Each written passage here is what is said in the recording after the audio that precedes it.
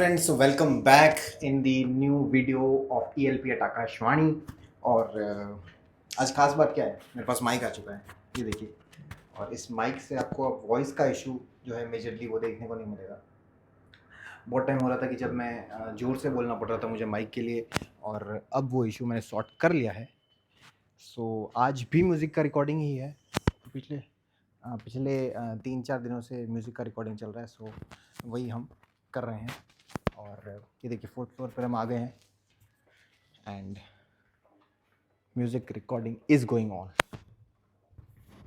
ये अभी ऑनर नहीं, बट ये देखिए आप अंदर, everyone is inside, so let's go.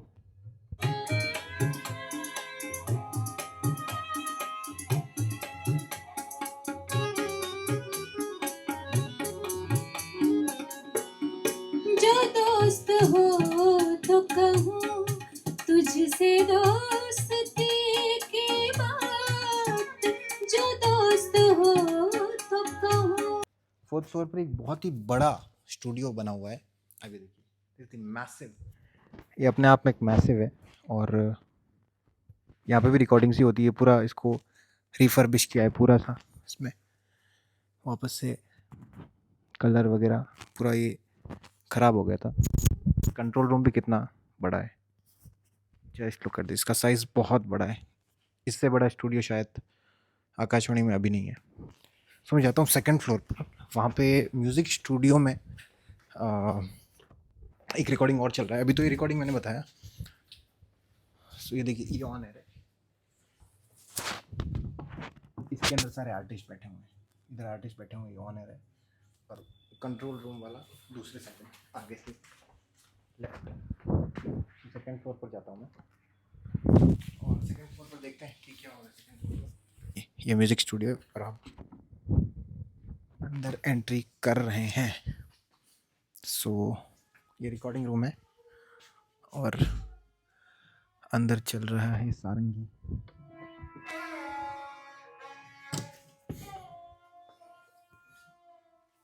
और ये रिकॉर्डिंग रूम है।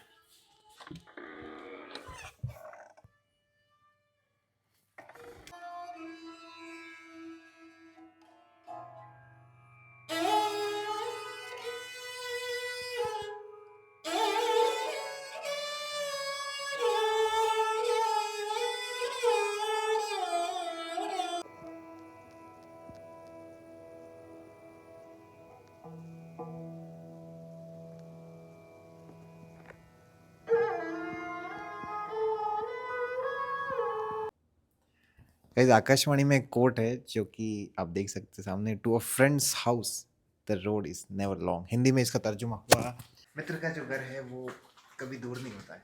सो हम भी आज जो है वो बेसिकली मेरे पास माइक आ चुका है। सो आज जो है हम 2 रिकॉर्डिंग कर रहे हैं। 4th फ्लोर पे रिकॉर्डिंग चल रही है और 2nd फ्लोर पे भी चल रही है। तो अमोल और भव्या जल्दी आ गए थे। सो आपने क्या देखा 4th फ्लोर पे? वहाँ पर रिकॉर्डिंग चालू थी, जो मैडम थी तो कुछ तो भजन भजन था क्या? भजन था। हाँ, एक भजन का में रिकॉर्डिंग चालू गजल, था और एक गजल का रिकॉर्डिंग हमने देखा उधर। गजल मतलब विद क्लासिकल मैंने म्यूजिक। तो सिर्फ देखा है, भव्या अंदर था तो भव्या ने सब रिकॉर्डिंग किया उधर। हाँ हाँ। तो अमोल को अभी लेट हो रहा है, so Amol is leaving. Amol क्या कमेंट देंगे फाइनली? आज का दिन क्या रहा? बोल रहे थे वेस्ट हुआ आज का दिन। हाँ वही सर, मैंने मैंने तो कुछ भी किया नहीं यहाँ पे, पूरा टाइम पास ही किया आज। मेरे को क्यों देख रहे कैमरा में? कल चलो जाना है बाय, क्लास, अलविदा। क्लास जाना है इसलिए मैं अभी जल्दी निकल रहा हूँ ऐसे।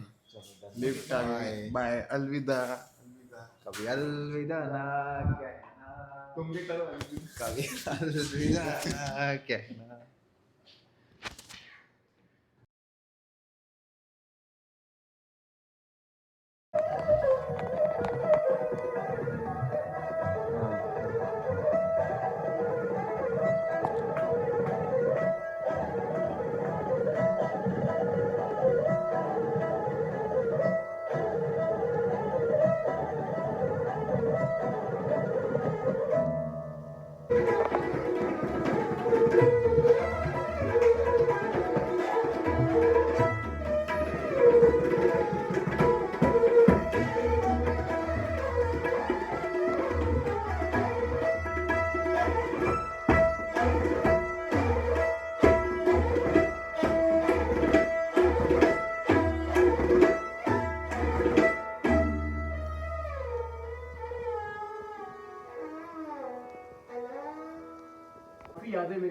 ऑल इंडिया रेडियो के साथ, और आज यहाँ मुंबई में ऑल इंडिया रेडियो में रिकॉर्डिंग करके, खासकर जनाब उस्ताद फजल कुरैशी साहब के साथ जो मेरे साथ तबले पे थे, और मुझे बड़ी खुशी हुई। और आप बहुत ही बड़े तबले के घराने से आते हैं, उस्ताद गज़ल रखा खान साहब थे, वो भी ऑल इंडिया रेडियो में थे, वो भी ऑल इंडिया रेडियो में रहे। और आज यहाँ हम यहाँ के अपने बुजुर्गों को याद कर रहे हैं और सेवा कर रहे हैं ऑल इंडिया रेडियो की। और मेरी दुआ है कि हम इसी तरह, आप लोग हमारे लिए दुआ करें कि हम इसी तरह कोशिश करते रहें और ख़िदमत करते रहें।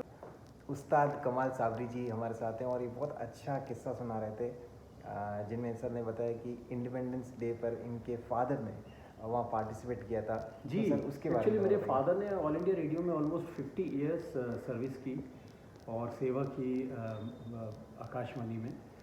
तो उस दौरान जब भारत को आज़ादी मिली तो ग्रुप एक ऑल इंडिया रेडियो से गया, तो उसमें मेरे पिताजी भी थे जिन्होंने वंदे मातरम बजाया, सारंगी पर उन्होंने बजाया। और उसके अलावा ऐसा भी वाक़या है कि ऑल इंडिया रेडियो में जो पहला वेस्टर्न वायलिन और सारंगी की जुगलबंदी हुई थी सर यहूदी मैनुइन जी के साथ, अब मेरे पिताजी ने वो बजाई थी।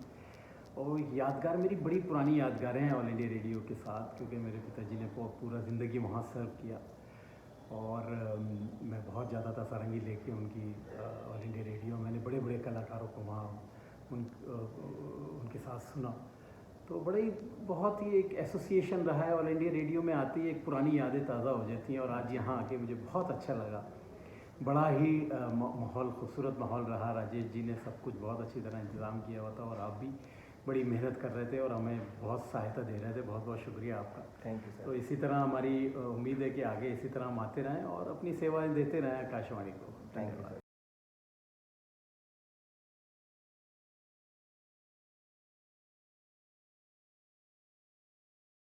How are you? सब ठीक है? मैं भी ठीक हूँ भाई। I am here at FM Rainbow 107.1 and I'm looking forward to my performance, my talk। और मैं बहुत खुश हूँ कि मैं यहाँ पे आया हूँ ऑल इंडिया रेडियो में, क्योंकि ऑल इंडिया रेडियो का भी 100 साल पूरा हो रहा है भाई, कमाल हो गया।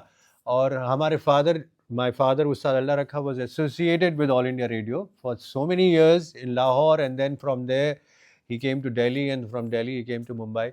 So I'm very happy to be here and looking forward to having a conversation with you guys. Thank you. 2, 3, 4.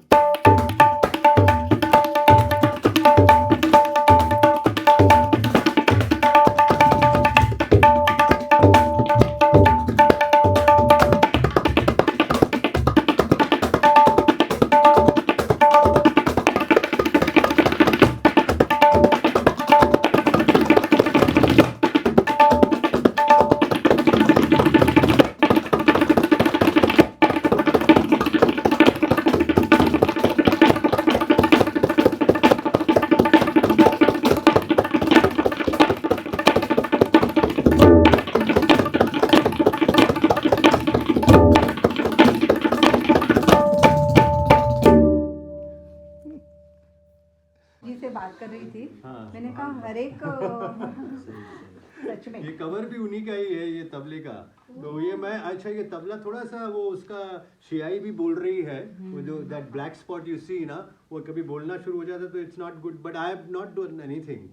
मैं इसी को ही बजा रहा हूँ। मैंने कहा जब तक बज रहा है बजने दो, यू नो। मैंने उनको वही कहा उनका कि आशीर्वाद हमें, हर एक जवाब में झाकिर भाई का नाम आ रहा है, मैं वही हम लोग बात कर रहे थे।